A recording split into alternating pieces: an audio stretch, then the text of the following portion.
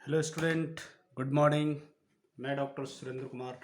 आज मैं आप लोगों को 4 मार्च 2022 से जो एग्ज़ाम निर्धारित है, इग्नू द्वारा जो एग्ज़ाम निर्धारित है, उसके तहत मैं अति महत्वपूर्ण प्रश्न एम जी पी ई 7 के बारे में बताऊंगा कि एम जी पी ई 7 में क्या पढ़ना है और कौन कौन से अति महत्वपूर्ण प्रश्न बनते हैं जो आप लोग पढ़ लें तो उससे प्रश्न जरूर आए। तो मैं आपको बता दूं कि एम जी पी ई 7 में गांधी पश्चात अहिंसक आंदोलन पढ़ना है।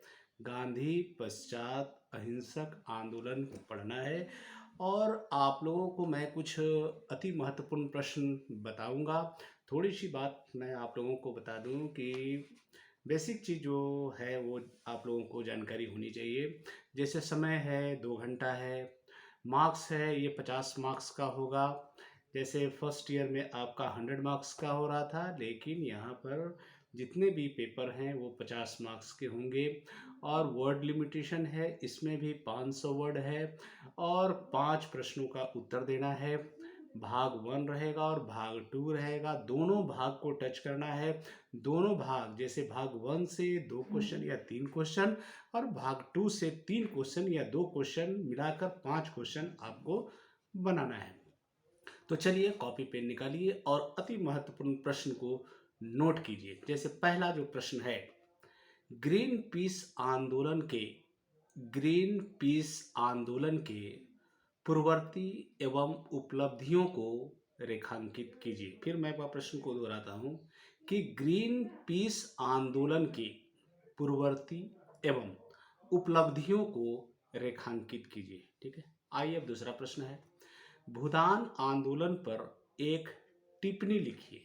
भूदान आंदोलन पर एक टिप्पणी लिखिए। ठीक है, आइए नेक्स्ट जो प्रश्न है, समकालीन भारत में समकालीन भारत में मद्य निषेध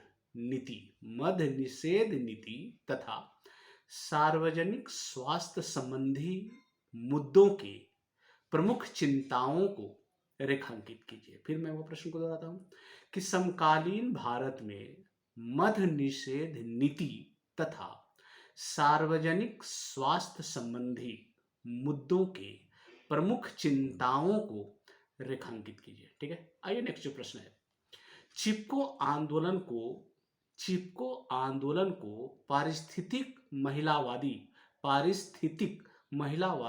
आंदोलन क्यों कहा जाता है, व्याख्या करें। फिर मैं वो प्रश्न को दोहराता हूं, चिपको आंदोलन को पारिस्थितिक महिलावादी आंदोलन क्यों कहा जाता है, व्याख्या कीजिए। ठीक है, मैं आपको बता दूं कि चिपको आंदोलन आपको एमजीपी उधर भी आपको पढ़ना है। ठीक है, तो आप वहां भी देख लीजिएगा कि चिपको मूवमेंट अगर पढ़ लेते हैं तो 2-3 पेपर में आपका चिपको मूवमेंट आ सकता है। ठीक है, आइए नेक्स्ट जो प्रश्न है, दक्षिण अफ्रीका में रंग भेद विरोधी आंदोलन में महात्मा गांधी का क्या योगदान रहा।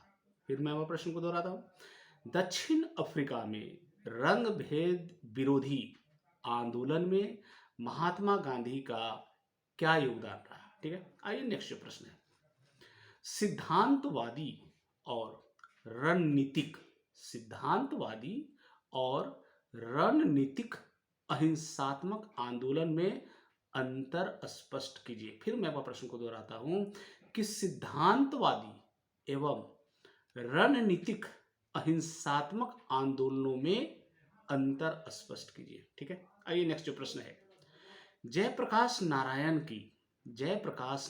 की संपूर्ण क्रांति के मुख्य तत्व को बताइए। फिर मैं प्रश्न दोहराता, जयप्रकाश नारायण की संपूर्ण क्रांति के मुख्य तत्वों को बताइए। ठीक है, आइए नेक्स्ट जो प्रश्न है, 1960 में अमेरिका में हुए नागरिक अधिकार आंदोलन को संक्षिप्त में बताइए। फिर मैं प्रश्न को दोहराता हूं, 1960 में अमेरिका में हुए नागरिक अधिकार आंदोलन को संक्षिप्त में बताइए। ठीक है, आइए नेक्स्ट जो प्रश्न है, राष्ट्रवादी संघर्ष के दौरान श्रमिक आंदोलनों की चर्चा कीजिए। फिर मैं प्रश्न को दोहराता हूं कि राष्ट्रवादी संघर्ष के दौरान श्रमिक आंदोलनों की चर्चा कीजिए। ठीक है, आइए नेक्स्ट जो प्रश्न है, क्या आपको लगता है कि जलाधिकार एक मौलिक अधिकार है? भारत में जल संरक्षण आंदोलन के संदर्भ में अपने उत्तर की विवेचना कीजिए। फिर मैं वह प्रश्न को दोहराता हूं, क्या आपको लगता है कि जलाधिकार एक मौलिक अधिकार है?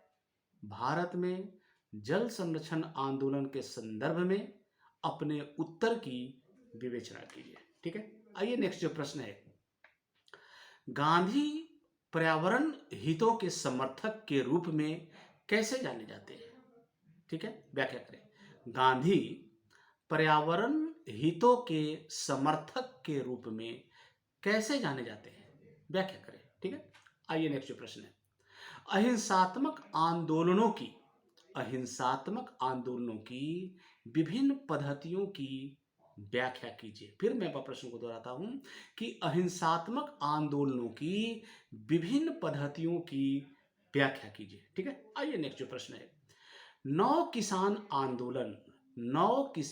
आंदोलन न ही बिल्कुल गांधीवादी है और न ही बिल्कुल स्वच्छंदवादी, इस कथन का विश्लेषण कीजिए। फिर मैं प्रश्न को दोहराता हूं कि नौ किसान आंदोलन न ही बिल्कुल गांधीवादी है और न ही बिल्कुल स्वच्छंदवादी, इस कथन का विश्लेषण कीजिए। ठीक है, आइए नेक्स्ट जो प्रश्न है, केरल के पलाचीमाड़ा पलाचीमाड़ा अभियान पर एक संक्षिप्त टिप्पणी लिखिए। फिर मैं वह प्रश्न को दोहराता हूं कि केरल के पलाचीमाड़ा अभियान पर एक संक्षिप्त टिप्पणी लिखिए। ठीक है, आइए नेक्स्ट जो प्रश्न है, भारत में शांति आंदोलनों के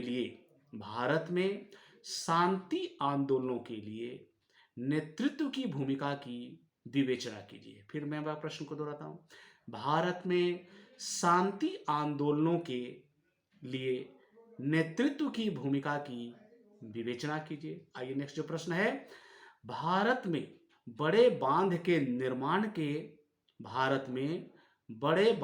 निर्माण के सामाजिक, आर्थिक और पारिस्थितिक प्रभावों को रेखांकित कीजिए। फिर मैं प्रश्न दोहराता हूं, भारत में बड़े बांध के निर्माण के सामाजिक, आर्थिक और पारिस्थितिक प्रभावों को रेखांकित कीजिए। ठीक है, आइए नेक्स्ट जो प्रश्न है,